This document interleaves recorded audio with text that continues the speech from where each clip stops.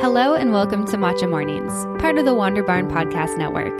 I'm your host, Amanda Kingsmith, and I'm excited to dive deep on topics around holistic health, the power of food, hormone health, how the practices of yoga can impact our health and well-being, and much more. So grab your cup of tea, settle in, and let's get started.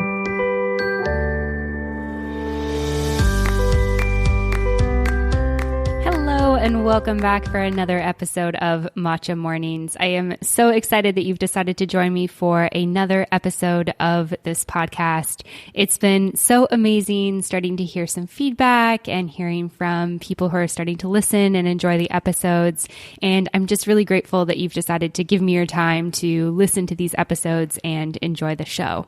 And today on the podcast, I am super excited to be joined by my friend, Julianna Carbonare. And Julianna and I have known each other for close to a year now, and we had the opportunity to work together in a previous role that I held at a startup. And Julianna and I had a ton of these types of conversations. We talked a lot about bringing feminine energy into a more masculine workplace, how to balance feminine energy, masculine energy, how to stay healthy in the workplace, especially when your job is super demanding, and all that sort of stuff. So when I decided to launch Matcha Mornings, I knew that I really wanted to have a conversation with Julianna for the podcast. And so on this episode, we're going to cover all of the things that I just mentioned. So talking about, why a healthy lifestyle is important to Julianna, how she brings that in to her busy work schedule, especially working in the startup culture, how she's been able to balance masculine and feminine energy and bring the more feminine piece into the workplace. And then also how to bring in the cycle syncing aspect. So how as women can we cycle with our 30-day or 28 to 35-day cycle while working in a 9-to-5 job? Because this can be super hard. We don't just get 5 days off when we're, tired and menstruating, but we can bring elements of what our bodies naturally want into the workplace. So I hope that you all listening really enjoy this episode. And without further ado, here is Julianna. Julianna, welcome to the podcast today. I'm super excited to have you here with me. Thank you, Amanda. I'm super excited to be here and start this discussion. Yeah, absolutely. And it's always really fun to me when I get to have conversations with people that I get to share with others. And I feel like you and I have known each other for pretty much a year now, and we've had lots of these conversations around holistic health and lifestyle, not recording them. So I'm excited to dive into one that's recorded that can be shared with other people. But before we get there, can you just tell myself and listeners a little bit about yourself? Yeah, absolutely. So a little bit about me, I guess. Over the past 2 years, I've been pretty heavily involved in startup culture and life.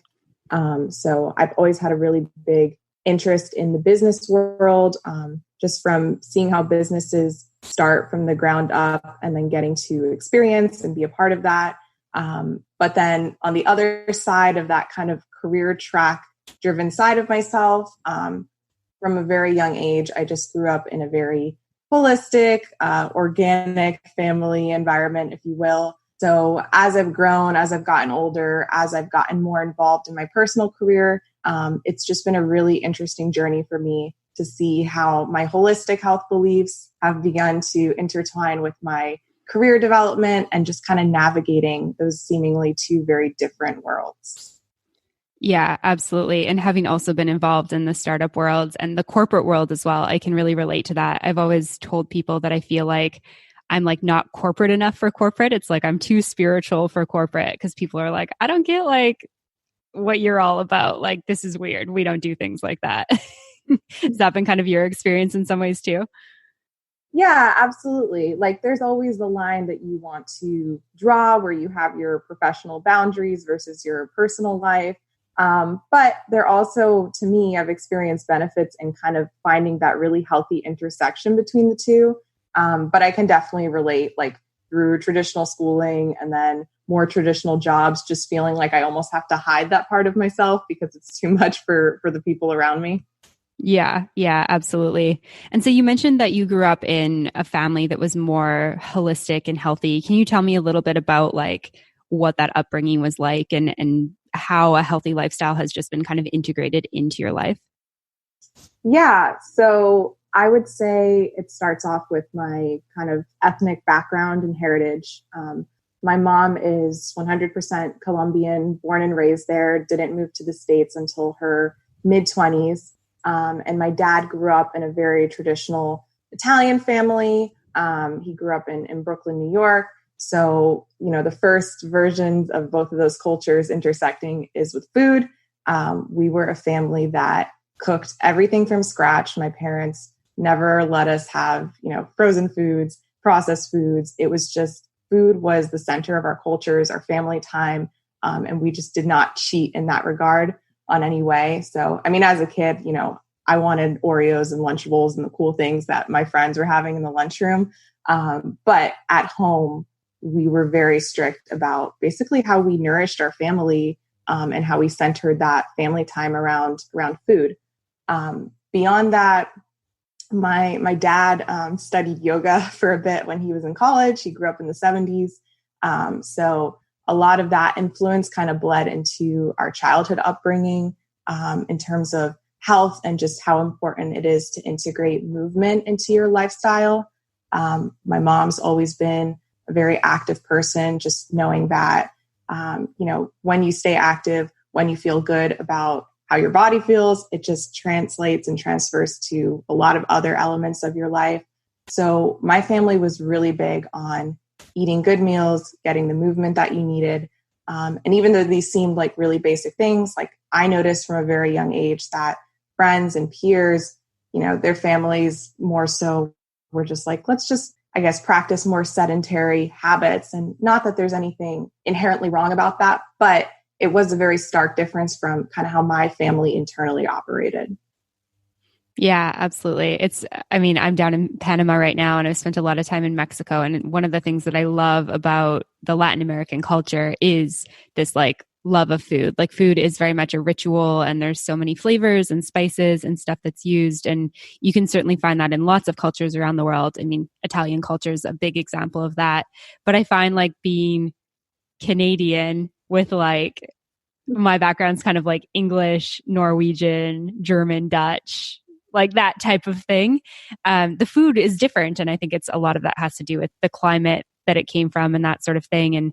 And I feel like for me, it's just not as, I'm trying to be sensitive to the fact that those are my backgrounds and I don't want to offend anyone, but I just find that food just not as exciting. And I feel like for me growing up, it just wasn't, food wasn't that same sort of ritual.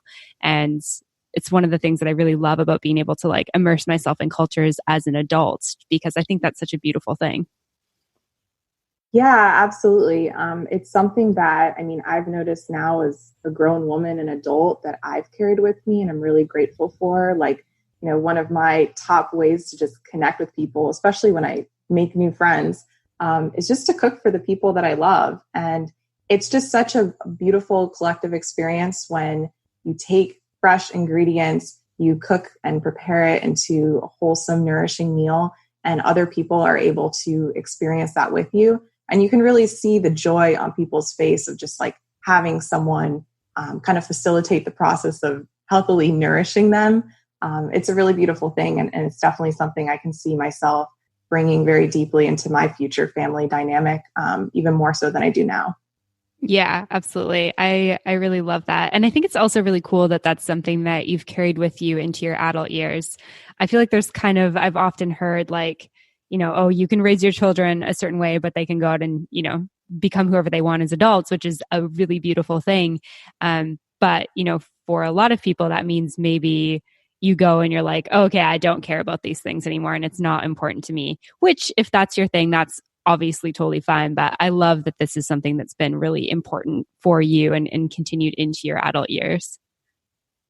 Yeah, absolutely. Absolutely. And for me, just with my journey with health personally, it's always started with nutrition. I know that when I'm eating well and when I'm really being almost present with the meals that I create for myself, that usually correlates to the times when I'm feeling the best and healthiest in my life. Whereas, times where maybe I've just gotten super busy at work or life in general, and I'm almost rushing to get food into my body. The love and the care isn't there. It doesn't feel good. It feels like survival mode. My nervous system is just active and out of whack. And I've just realized like when I need to slow down, I need to make maybe a homemade dish of pasta or just a really good nourishing meal, the ritual of, heading to the grocery store, picking out those ingredients and just taking that time for myself. Yeah, absolutely. I can 100% relate to that from, both working in corporate and then also working for myself. I mean, people think like, I think there's a misconception maybe that like one of the joys of working for yourself is that you do have the ability to like cook from home, which is 100% true. But so much of the time it's like I spend time cooking and then I sit down and I'm like, oh, I've already taken such a long lunch break. I need to like get back to work and just eat this while I'm working, which takes away a lot of that like, ritual of actually consuming the nourishment. So I'm curious for you, working in startup culture over the last couple of years, how are you able to kind of make sure that, you're getting your work done, but then you're also prioritizing your health and wellness? Because I know from my experiences working in, the startup world and working for myself, it can get like pretty hectic, like hours all over the place, not necessarily taking a ton of time to actually nourish, doing things that are a lot quicker and easier. So what did that kind of look like for you? Yeah, well, first and foremost, there was definitely a learning curve involved. I did not get it right from the start. When I got, I guess, like my first full-time, really hectic, heavy workload job opportunity, I took about 3 to 4 months to really get my personal routines, including cooking and nourishment, like down to a solid, healthy schedule. And it took like adaptation. I realized it was not realistic to be able to come home from work every night, whip up a fresh meal and then still have time to just like do, nighttime rituals and get to bed at a decent time. So what it ultimately ended up turning into for me is just kind of adopting more of a meal prep like habit. So on Sundays, I would pick like, I'd go to the grocery store and get the items exactly what I needed for like 2 recipes for the week. And I'd make 2 recipes in bulk. A lot of times it'd be like a vegetable stir fry, maybe a stew or a soup, something that you can just make a nice quantity of and that saves well. And I'd have that for my dinners after work. I also want to mention that for the past 3.5 years, I've been following intermittent fasting. So for me, that simplified my life a lot, especially in conjunction with work, because I only eat 2 larger meals a day rather than, some people do several meals a day or even just the standard 3. And I've found that it really takes kind of the stress off of me of making sure that I always hit my meal times. So, my first meal of the day will be always a smoothie. I'm a big believer in a smoothie a day. It keeps the doctor away. And smoothie is something that's really simple to throw together. And then my second meal of the day would just be a nice big helping of whatever meal I've prepared earlier in the week. And again, it's just always something nutritious and healthy because I had that time prior to put the energy, love, and care into it. And then I have it prepared for myself for the duration of the week. I love that. I love like smoothie a day. Totally on board with that. I feel like smoothies are the best ways to like pack nutrients in. Like they can just be so nutrient dense. One of Ryan and I's favorite like quick and easy dinners is like guacamole with some sort of, dipping thing. Sometimes it's chips. Sometimes it's like a healthier version of chips or a cracker, maybe a vegetable, usually like a cracker type chip thing. And then a smoothie that's like packed with all the things. And it's super easy, super fast, super affordable. And that's like, what we would do when we're super busy with like work and stuff like that, which doesn't sound like a proper adult meal, but it totally nourishes you.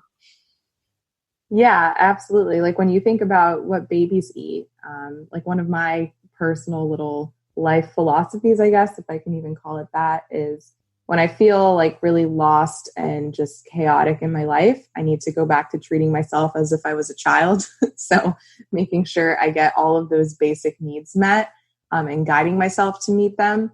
So with food, I think a lot of the times, especially with just all the different diet fads that are out today in this day and age, it can seem really complicated to eat well, healthy, and feel good from the food that you eat. Whereas if you really think about it, like you said, an avocado mashed up into guacamole, potatoes, like almost like these single units of food, like you would feed a baby, like mashing up carrots, mashing up apples. Like these are plant-based, like whole foods that are really good for you, filled with lots of nutrients. And eating them whole doesn't mean that you're missing out on nutrients or that it isn't a proper adult meal. In a lot of ways, it's a lot better than eating a very complicated meal that's going to cause a lot of stress on your digestive system. Yeah, absolutely. Yeah. And I think too, it's also, one of the things that you hear a lot of people talk about is like, oh, it's too expensive to eat healthy. And I mean, I definitely like stick to a budget for food, although food is definitely where I'm the most lenient with myself because, it's my source of survival. But I found a couple of different things to kind of like live a little bit more on a budget. And one of my favorite ones, I know you're not a meat eater, but you could totally do this with like a veggie based broth, but we'll buy like a chicken, make a chicken. I'll make bone broth out of it.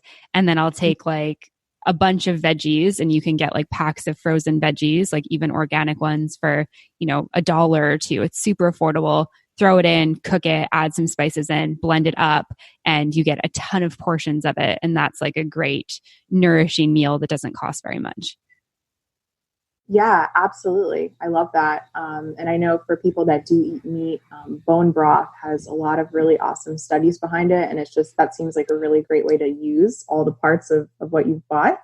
I also want to add just something that I think a lot of people overlook in this day and age because it's almost not as intuitive, is just buying in season, right? If you go to the grocery store and it's not strawberry season and you're just baffled by a $6 carton of groceries, like you don't need to eat strawberries. You don't necessarily need to eat strawberries right now or buy them. Think about or even just Google what fruits and vegetables are in season at the moment. And those are going to be the ones that correlate with the best prices. Yeah, absolutely. That's a great tip. And I think it is like we're so blessed to live in a world where we can get like so many fruits and vegetables all year round, but it is like the reality of the things. Like you see it in the price tags. And I feel like this is like, the more north you go. So where I'm from in Canada, we see it a ton. Like for us, it's really hard to get things like mangoes or papayas. And if you want to get those types of things out of season, it's just absolutely insane. The cost and the quality is also not very good because they've come from so far and they're not in season. But I mean, we've got lots of like frozen options with those types of things too, which is, if you really, really need a mango, you're up in Canada and it's not mango season anywhere in the world, there is frozen stuff. Or you can either also, if you want to make your own frozen stuff, that's totally an option. And strawberries are in season, buy a ton of strawberries, put them in freezer bags and put them in your freezer for, when they're not in season and they're going to be expensive. Oh, absolutely. I grew up in South Florida, so lots of oranges, lots of mangoes, lots of tropical fruits. And in my family backyard, my dad's always been really into growing fruit. And we all love mangoes collectively as a family. So we have 2 mango trees. But mangoes only come in the late spring through summer.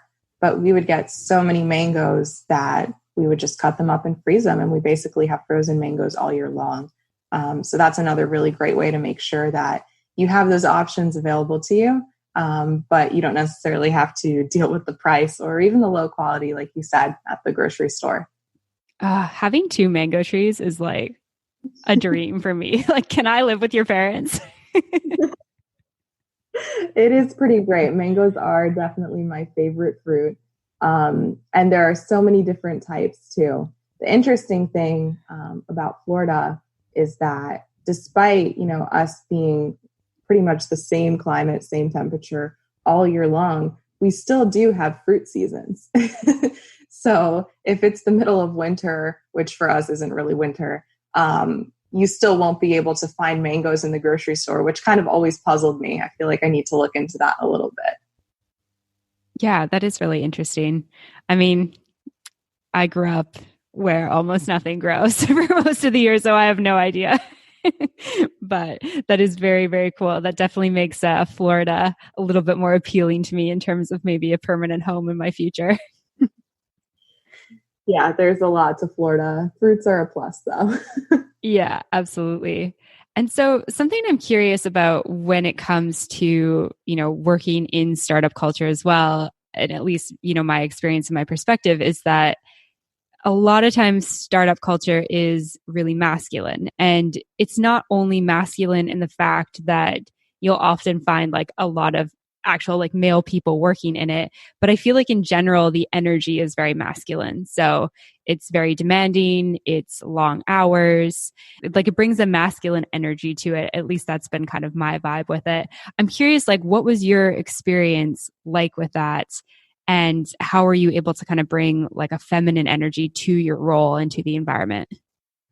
Yeah, I love that question. So I think first and foremost, just to be clear, when we talk about masculine and feminine energy, it's not necessarily gender specific, right? There are masculine women, there are feminine men, and for the most part, almost all people are some sort of ratio or combination of those two energies, just depending on which one is more dominant or expressed. So when we talk about masculine energy, like you said, it doesn't necessarily mean that it was working at a startup means you're only working with men. It's kind of like you said, the energy that you bring to work. So in general, the way that I personally approach my career is with very masculine energy. I tend to be very clear and cut in communications. I tend to be kind of a more driving force when it comes to projects that I take on. So for me, in my personal and all the other portions of my life, I'm a very feminine person. You won't find me sending really clear and cut messages to my friends. I can be very flowery, just very expansive. So it's a very stark difference for me and for people that know me both personally and in work to see those two different sides of my personalities. So when it comes to startups, I have always felt that, just naturally that environment is masculine. What I bring to that environment is masculine. But particularly over the last year and a half, I've kind of had a personal struggle / journey with learning how to integrate more of my feminine energy into work. And the reason I've kind of been struggling with this or that I decided to embark on this journey is because I know that when I am expressing primarily feminine energy, I feel my happiest and healthiest. I can exert masculine energy. I can bring that to the workplace. I know how to get stuff done. I know how to crush it at work. But when that's my primary form of energy, again, thinking about full-time work, Monday through Friday, let's say 9 to 6, although at startups, we all know those hours can vary a little bit. I felt unhealthy. I felt drained more quickly. I felt like I was really overexerting myself and getting closer and closer to burnout. And I just didn't know how to bring, that lighter side of myself into the workplace in order to kind of just, still be successful, but sustain a healthy energy and an aura around me. So essentially, I was really lucky in the case that my previous role at a startup, I worked really closely with our customers. So I got to be like a one-on-one coach with our customers and speak directly with them, help them through their experiences and kind of tasks of that sort. And with that, I was really able to find a way to channel more feminine energy into work. I was able to just use that innate empathy and connection that I love and really cherish as a feminine woman, and use that to connect with other people and help them through their journey. If we think in terms of archetypes, I'm totally blanking on that archetype, but I believe it's like the wise counselor, almost even the mother. And that sort of energy, bringing it into work, I found myself feeling a lot closer to my core, and feeling closer to that balance that I was striving for. And then in other aspects, just the way that I was able to communicate to my team. When I first started working at a startup, I felt like I needed to totally push away all of these softer feminine qualities of myself in order to be respected. And I think that a lot of women go through that same struggle and internal battle. But pretty soon I realized that my work spoke for itself, and being feminine does not mean that my work deserves any less respect or that me as a person is to be treated with any less respect or taken as seriously. So in a way, I felt like I had to prove myself before I could unleash my femininity. And it's not like I stepped into the workplace full force, but it was just really interesting to see like, okay, I can make a joke about this, and this can be a little lighter, and I can bring and approach my work with this sort of energy, and everything around me is okay. Nobody's treating me necessarily different. I'm still a much valued member of this team, and nothing has fallen apart. So that was kind of the 2-minute version of how I went through that journey and kind of realized that it was okay to bring this expression of myself into the workplace. Yeah, that's amazing. Thank you for sharing that. It's really interesting to hear, because I think that, as like a young woman myself, I can also relate to that. Like, and I think it is, especially when you're maybe a little bit younger, and maybe I'm totally wrong on this. If somebody's listening and you're like, no, I'm in my 40s or 50s, well established in my career, and I still feel like this, let me know. But I feel like, especially being in your 20s or in your early 30s, and you're still, trying to establish yourself, you want to come in there and be like, I want to prove to you that I'm not weak, and I want to prove that I can do great work. And I think that the nature of that it has this like stronger, more masculine kind of feeling behind it. And I totally understand wanting to come in and bring that, but then having the ability to like soften into that role, I think is a really great thing that, at least for me, when I worked in corporate, I don't think I ever really got there. And I love that you were able to get there within like a year and a half of working and come into like a truer version of yourself, really. Yeah, absolutely. As soon as I got into the place where I felt comfortable with who I was, then something really amazing that I noticed is how it transferred onto the other women on my team and in the office. It was almost like, hey, she's doing this and she's safe. So we can kind of start to move into this too. And when I left that previous role, 2 of the women that I worked with very closely, they both individually on their own accord reached out to me and like very clearly said, hey, I just want you to know, like, not only was it great working for you, but it was just such an amazing experience to see like you as such a feminine woman prosper in the workplace. And in so many words, they said like it gave them a lot of like inspiration and motivation for themselves in their own personal journey of, being more comfortable in their feminine energy and how that can be integrated with their work. That's amazing. That's so inspiring to hear. And we definitely need more of that in the workplace for sure. And especially like in startup culture, I think there's a lot of beautiful things that can happen when we soften. And I think that, with feminine energy, we can really step into a lot of like creativity as well, which is something that's so needed in, all industries, but I think especially as you're growing a business, we need to be creative. And so I think we need to soften into that energy a little bit. Yeah. I also want to mention that I feel like not only is this a very common thing with women that I've personally experienced and in my conversations with other just really hardworking, career-driven girls, but I've had the opportunity in my life to get to know a good number of really successful female CEOs, like women who are established. Many of them have families and are just in that phase of their lives. And something I noticed at a really young age was just how unhappy and drained they seem. Whereas a lot of the male CEOs that I met seemed really just like, yes, they were tired. Yes, they were really pushing forward with their businesses.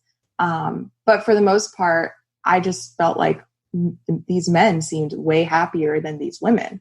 And I was like, that's not great. Like I envision myself as an owner of a business one day or so I think, and I don't want to feel like that. I don't want to, have the success of this external entity come at the cost of me feeling so unhappy and disconnected from my health and my body.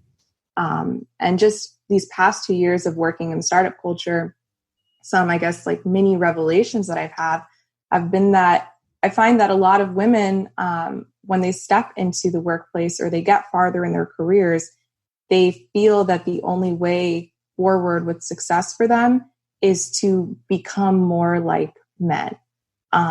They think that like equality and respect correlates with acting and approaching life more like a man. And this doesn't go for everybody, but I do believe that for very feminine women who just always in their lives have tended towards a feminine dominant side, when they are exerting so much masculine energy, they end up feeling really at odds with themselves, similar to how I felt at the start of my career, and not understanding why, even though everything around them is running really successfully, they themselves are not feeling good. And this doesn't mean that women can't run businesses, not at all. But it means that I think for a woman to run a business, in my humble opinion, she does not necessarily have to take the masculine approach. Like there can be a really healthy balance of remembering, who you are as a woman and that respect that you can garner for stepping into your feminine energy while still using, elements of the masculine that exists within you in order to just get after that success, but still make sure you as a whole body and person feel really good about where you are. Yeah, I love that so much. That was so eloquently put. You had such beautiful words to say with that. So thank you for sharing that.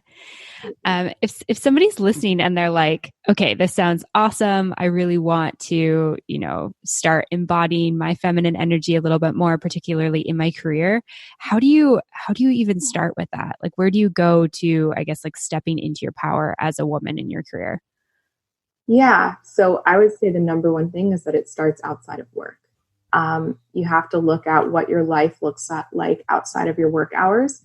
For a lot of us, especially people in the startup world, personal life and work can be really integrated and overlap. We bring a lot of work home. But my biggest thing as a woman has been really respecting and dedicating my personal time to my, as I like to call, rituals.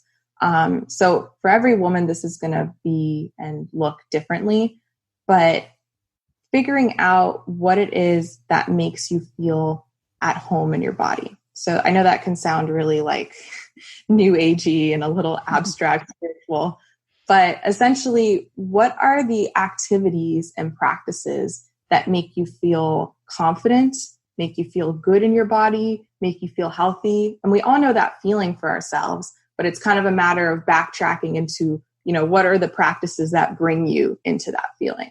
So from a really personal example, there's a couple things that are very important for me to step into my body and feminine energy. First one is self-care. I'm a skincare junkie. So if I am going days skipping my skincare routine, I don't have my nice, pretty soaps and moisturizers, and I just am not feeling good about the skin on my body, like it's not being well taken care of. I'm not drinking the amount of water that I should be. That's like the first phase of me starting to feel really disconnected and icky from my body.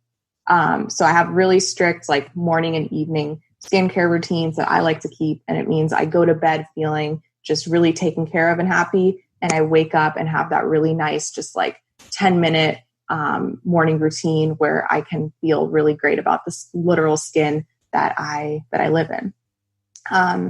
And then also kind of an extension of self-care for me, movement, true to my upbringing is something that's super important to me. When I go a week or even just like 3 to 5 days without sweating, I don't feel good in my body. I just literally feel this pent up, restless energy that is just piling up because it hasn't been released. So I kind of have a rule. 1 sweat a day keeps the doctor away. I guess I don't know what's up with me and these like 1 a day little sayings, but they've been working. And so that doesn't mean that I need to go to the gym for an hour every day and like really kill it lifting weights and stuff. If the day doesn't allow that, that means, if I take like a 20-minute really brisk walk and break a sweat, whatever activity is just going to allow me to break a sweat and just get that like energetic release that I need and feel back in my body. Stretching is huge for me. And I really believe that for most women, stretching is like a really great fast track into feeling good about your body. Amanda, like you as a yoga instructor, I'm sure you've seen this so many times firsthand and also experienced it. But when you are just really able to sink into a position and just like true to yin style yoga where you hold certain postures for a long time and get really deep stretches. When you exit that sort of flow, you just feel so connected to yourself and very grounded. Mm-hmm. So those are Absolutely. those are my top 3 ways that I kind of dedicate time to every single day to make sure that I feel really good in my body. And when I do those things and I step into the workplace, then I have taken care of myself. And thus I feel that I'm ready to take care of other things. But I have that kind of like meditative glow on me that I know isn't going to push me into like that more aggressive, dominating masculine force that I don't necessarily always want to bring to the workplace, but rather help me approach my work with a very calm, collected, feminine flow that I love and crave so much. Yeah, absolutely. I love that. Do you do anything around kind of like your boundaries with like when you start and finish work, and then also making sure like you get enough sleep? Is that a part of self-care as well? Yeah. So in terms of boundaries of work hours, working at startups, that's not always such an easy thing. It depends a lot on the culture of the team that you work within. Me right now, I'm personally in the process of moving on to my next opportunity. So that actually has been something that's taken kind of a priority on my list when I look at various teams and company cultures that I'm possibly interested in working in. For me, I do really need a set time of when work ends and I unplug and just move on to my personal life and the rest of my day. And there's always exceptions to that, workflow ebbs and flows. But for the most part, I do feel really good when I know that there's a certain time when communication within the team stops and that work can stop. And it's a personal choice whether or not I want to continue something or not. And that kind of ties into sleep as well. Like that's something I am not great at. I always say that my ideal bedtime would be between 10 and 11 p.m. And unfortunately, just with like various life commitments and things that come up, I have not mastered my bedtime ritual. But I will say something I've learned about myself is I am one of those people that needs like a solid 8.5 hours of sleep. So if I don't get to bed on time, usually it comes at the cost of the next day. But I've noticed when I do get that bedtime, wake up time ritual really good and set, it makes a huge difference in how the rest of my day feels. Yeah, absolutely. I can totally relate to that too. You and I are both need our sleep. And it's funny. I always I don't know. I've been really focusing on it since the start of 2020, but I continuously procrastinate bedtime. It's like I'm 12 years old and my mom's like, go to bed, like stop doing these things. Except that nobody's telling me to go to bed. I'm like, go to bed because you want to be in bed. You're not going to want to get up tomorrow morning if you don't go to bed now, yet I still procrastinate. So I think just part of like our, kind of weird human experience. Yeah. Yeah. It's really funny. And it goes back to treating ourselves like a child. Like I just remember how good I felt when I was young. And like, even though I was so annoyed with, my parents making me go to bed at 8 o'clock when I was in elementary school, I woke up and I felt refreshed and I was not one of those kids that was falling asleep at their desk. So sleep is so important. But I will say on the other end of that, waking up, one of the biggest kind of experiments that I've run with myself that's made a huge difference is not keeping my phone next to my bed. I think I would say and this is totally a made up stat, but I feel like 95% of the population that owns smartphones, we all do the same thing where we roll over and scroll. And honestly, one of the worst things that you could do for your mind for those really precious early hours, first hours of the morning, that has a huge effect on the rest of your day. And I fall in and out of it. But the times where I've really been able to stick with keeping my phone on the other side of the room and just getting up and not filling my head with Instagram or news articles or emails, whatever, I feel amazing. And I know it's directly correlated to what I'm consuming and how I'm spending my energy with the first hour of my day. Yeah, absolutely. Very honestly, I've also struggled with the same thing. And I've gone through phases of I travel a lot. So it's like a lot of time the room changes. So it's like, where's the closest plugin? Like, where's the best plugin for my phone? And, sometimes it's just like the plugin is right there and the bedside table is the best. And then, it's easy to snooze and then it's easy to check notifications. And I feel 100% the same way. Like if I can get up without checking those things, without having anyone else's thoughts or feelings or needs interrupting my morning, it definitely means I'm having a better day for sure. Yeah, exactly. Like imagine how different we would all feel if instead of like collectively as a society, we all had that habit, like we all started our day with just 10 minutes of meditation. Like I always think about that, just like how different the world would feel in the mornings, if everyone started their day that way. Yeah, absolutely.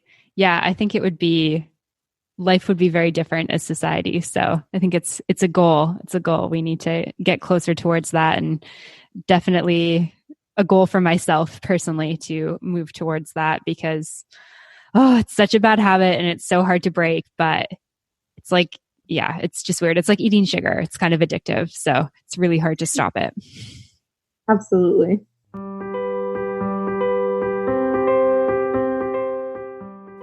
Hey everyone, we're taking a quick break from the podcast to talk about Muse. Muse tracks your brain during meditation to give you real-time feedback on your meditation, guiding you into the zone and solving the major problem that most of us have when starting a meditation practice. Muse lets you know when you're doing it right.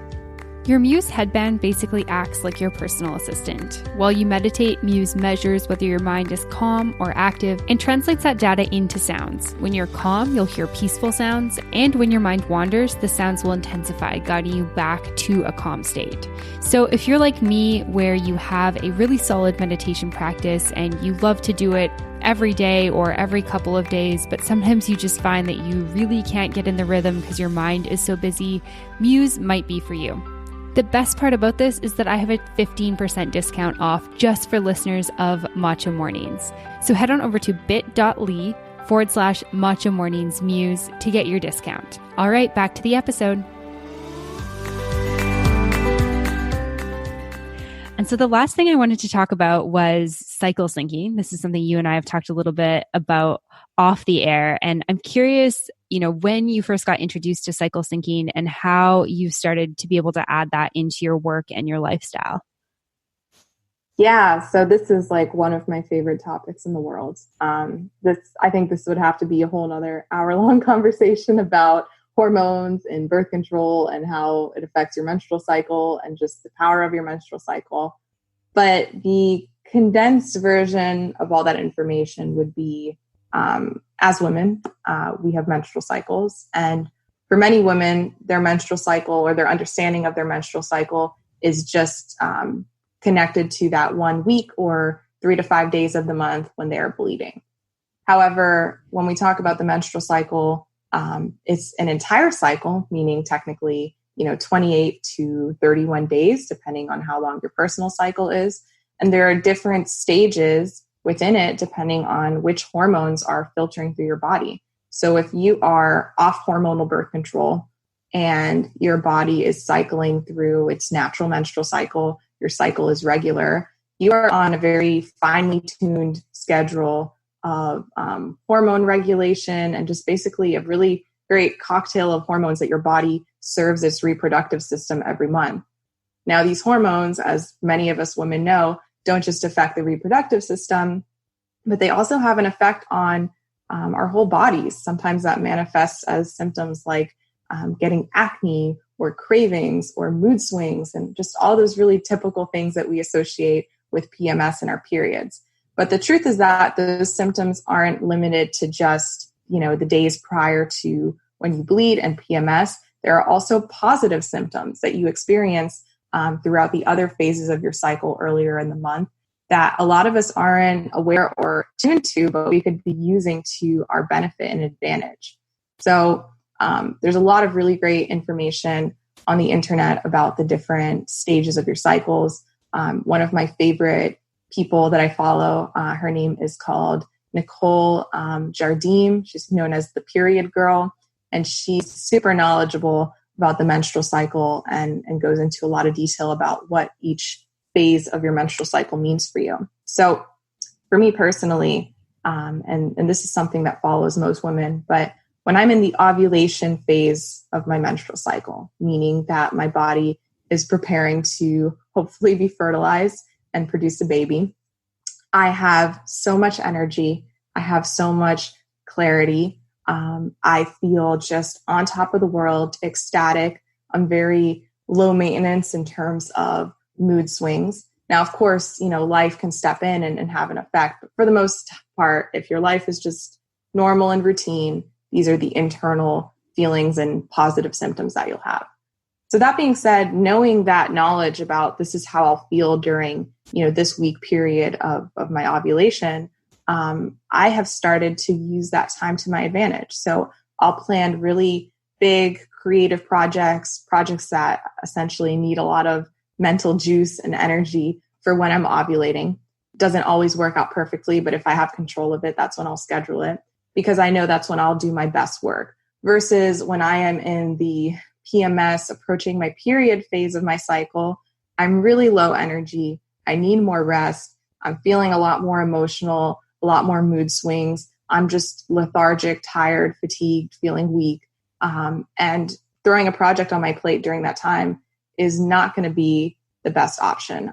It's not going to be my best work, and I'm definitely not going to feel the best about what I'm doing. So for that time period, if possible, I'll try to schedule my more routine maintenance work, things that aren't going to cause me to exert a ton of energy, and things that I can just get done and still have a lot of extra time for rest and self-care that I really need during that time. So you could break down your cycle into about 4 phases, being the actual bleed, leading up to the rise, ovulation, and then the downfall again, which is PMS, as you approach your period.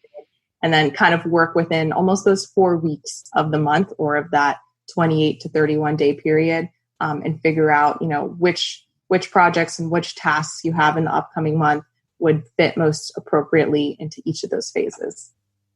Yeah, thanks for that. Thanks for that overview. And I really love this concept. It was something I got introduced to probably about 2.5 years ago. I read Woman Code by Elisa Vitti, and she talks about kind of reorganizing your lifestyle and eat in every way, like the work you do, like you're talking about, the food you eat, the way you exercise.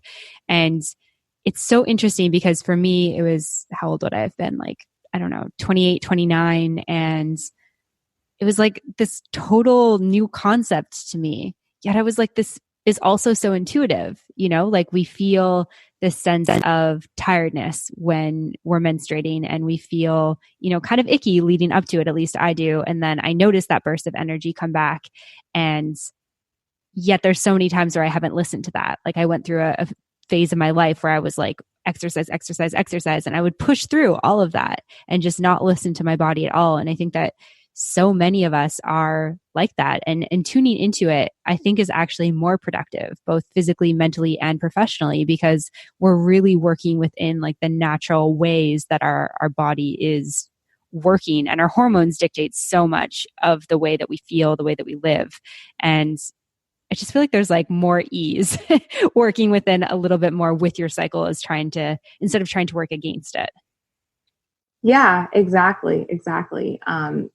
What I've found is that a lot of women, once they come in tune with the different cycles of their life, they're like, oh yeah, so I don't have to start over every month. And what I mean by that is, for a lot of my girlfriends that I've kind of had this conversation with, we all have a really similar experience where when it comes to PMS and our period, we feel like all of the really great, disciplined, ritualistic work that we've done to form great habits earlier in the month kind of all falling down during that phase of our cycle. And it can feel really frustrating because you're kind of beating against, like you said, the natural flow and phase of your cycle.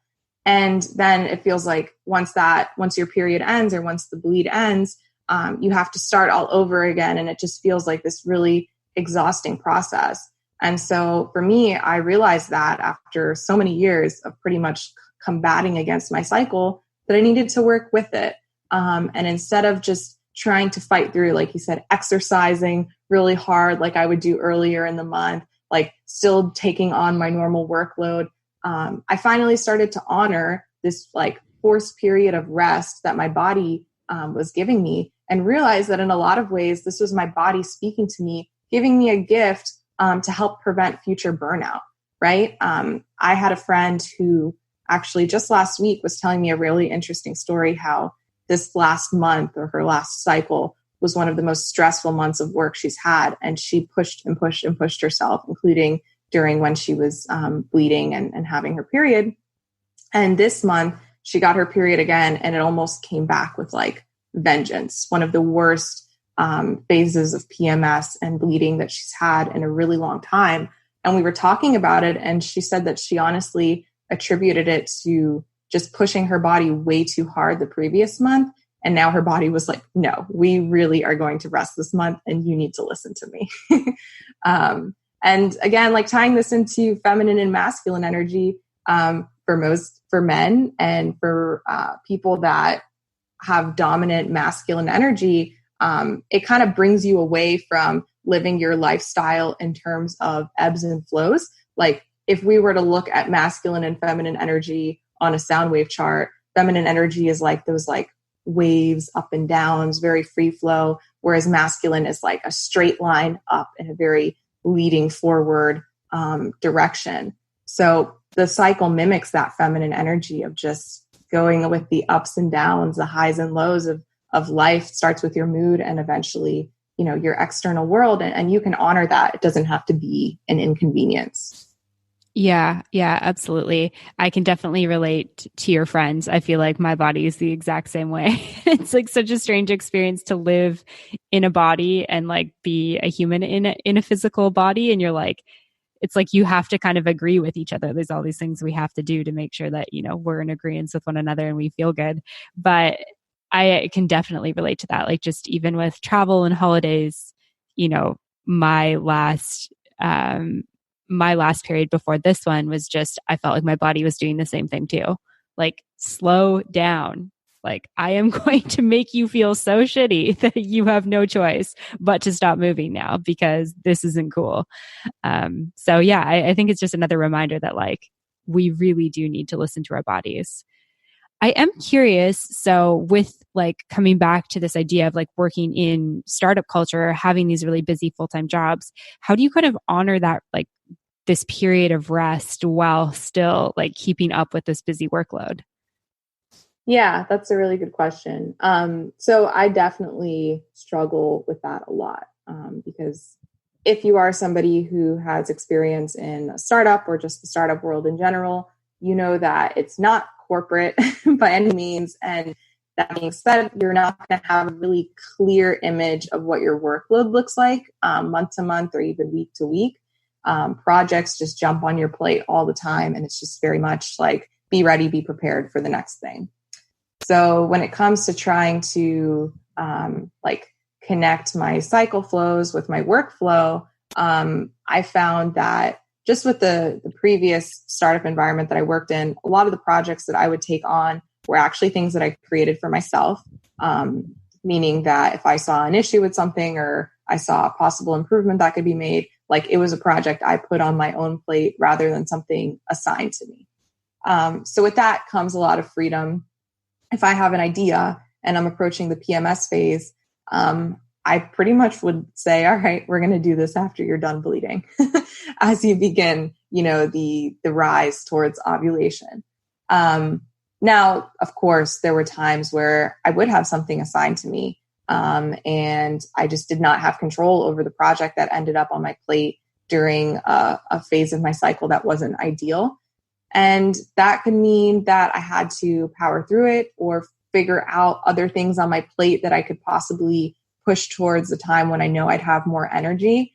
It took a lot of just kind of like finessing, juggling, moving things around, and just being like, okay, let's not overestimate what your energy is going to be like during this time. What is least priority and can be moved off of your plate for now? So that's kind of the best approach that I found personally. I'm really excited, actually, in my next job, now that I'm even more serious about cycles and how that relates to work, to see how I end up figuring out how to strike this balance. But yeah, for the most part, it's just trying to plan where you can, and where you can't, just seeing how you can move things around to make it a little bit more of an ideal situation. Yeah, absolutely. That's a great tip. I've often thought about how I think this is probably, what we did, hundreds of years ago when civilization was very basic, is like just kind of hibernated a little bit. And that's totally like my natural tendencies during menstruation, is to just like, I want to drink tea, I want to nap, I want to cozy up in bed with a book, I want to be like super introverted, I'm super tired, I don't really feel like moving too much, like just light energy. And I think it is like totally possible in a lot of roles. Some are more challenging, and that's definitely, startup role can be challenging, but just bringing little bits of that in is just, you don't have to take the whole week off work, but it's just like, how can you bring little bits of that slower pace in? And so I love what you were saying about, even with projects, like, oh, okay, this is something that I have capacity to do. And in 2 weeks from now, just kind of watching ahead for what your energy is going to be like around your cycle. Yeah, exactly. And I want to make it clear, like, it's not realistic to get a week off of work every month, right? Like, unfortunately, that's just not the society that we live in. Like you said, back in, I guess, the golden ages, most women had this ritual of where they would kind of all cycle sync and be on the same cycle or be bleeding at the same time, and kind of like go out and rest together and almost like leave the community and take a nice little period of rest and relaxation. Which sounds beautiful and awesome, but that's not how society works in this day and age. But in a lot of ways, the way I think about it, because I used to have a lot of guilt over feeling like I needed this like special time for me, is truthfully, men and women, menstruating humans and non-menstruating humans, we all need a break from work. We're not all able to hold this expectation of ourselves that we're just going to be like 100, go, go, go all the time with our work.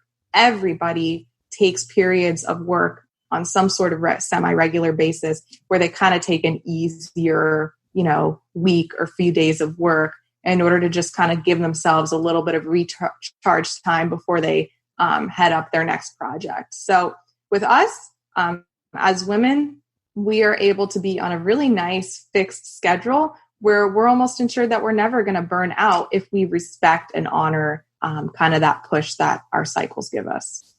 Yeah, absolutely. I love like the way of thinking that, because I think, at least for me, for so much of my life, I thought of my period as like such a burden. Like, oh, it's so annoying that it's coming at this time. I'm going to feel tired, blah, blah, blah. I mean, when I was on birth control, sometimes I just force skip my period, which, I mean, we could talk for hours about how horrible that was in the long run.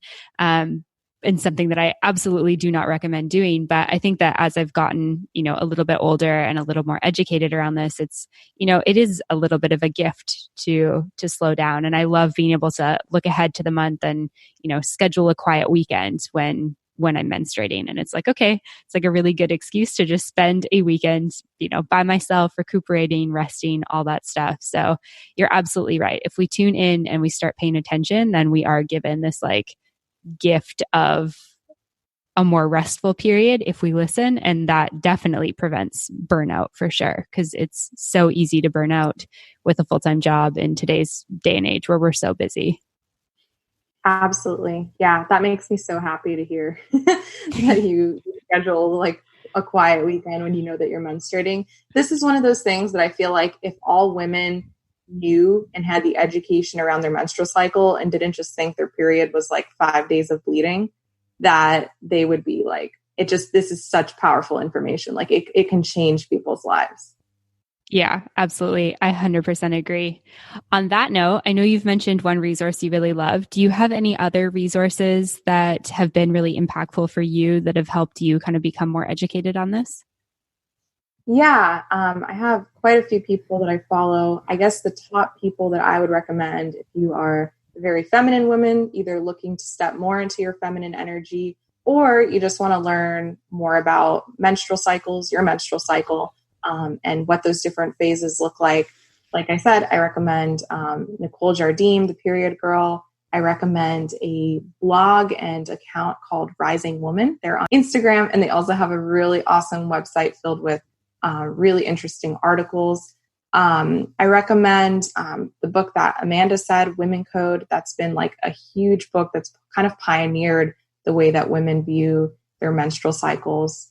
There is another book that I just finished called The Book of She. And it starts off a little woo-woo, I'm not going to lie. But once you get past that introduction and kind of approach it very open-mindedly, it gives a lot of really great insight and practices. It almost feels like old wisdoms that have been hidden from us in womankind on just like how to take care of yourself, how to step into your feminine energy and feel good about that in ways that you can integrate into modern society. And she has a really great section on your menstrual cycle and how to just honor those different phases that you experience every month. Amazing. Thank you for those. I'll make sure there's links to all of that stuff in the show notes. And if people want to learn more about you or follow you online, where can they go to find you? Yeah, so I write on Medium. It's an account under my full name, Julianna Carbonare. And I also have a personal website that I'm in the process of redesigning, but my personal website will be up in about 2 months. So it's January, let's say March.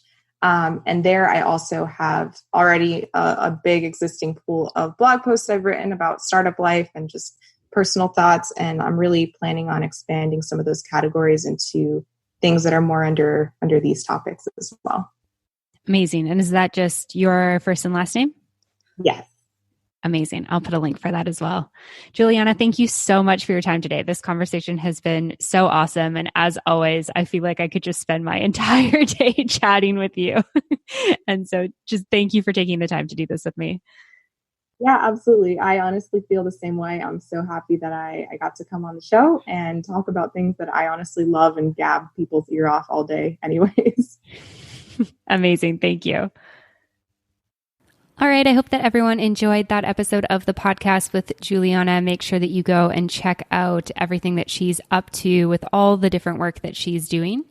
You can find this episode over on the show notes at wanderbarn.com/Julianna. And I'd love for you to join me over on Facebook and Instagram at Wanderbarn. So although Matcha Mornings is its own podcast, it is going to be living under the Wanderbarn Podcast Network, and that's where you'll be able to find everything up to date.